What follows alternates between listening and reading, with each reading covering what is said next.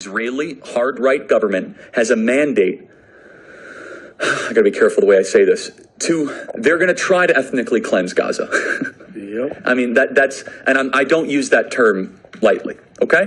They're talking about basically removing 2.5 million people from there, okay? And honestly, they have a mandate to go seek justice and revenge. They do. This idea that they need to have a truce or a peace treaty, that's morally crap after you see women and children be burned alive and dragged to the streets. But there are some serious questions here, Patrick. And let me tell you, my pattern recognition over the last 5 years has become pretty sharp. COVID, Maui fires, Epstein. When I see a story and it doesn't click, our guts are usually right.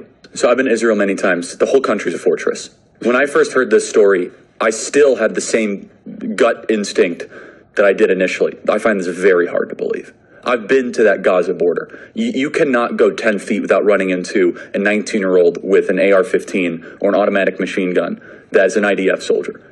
Right, the whole country is surveilled. And so let me just kind of go through this.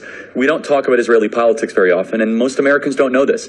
The last 9 months, Israel was on the brink of civil war. It's not an exaggeration. This judicial stuff, there were hundreds of thousands of Israelis taking to the streets because Bibi Netanyahu was basically redefining the Israeli constitution. That's not an exaggeration, right? He said the judicial branch has too much power.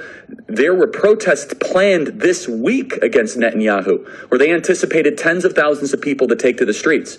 That's all gone, Patrick.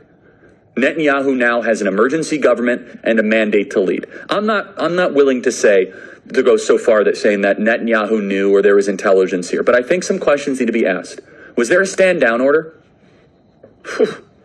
Was there a stand down order?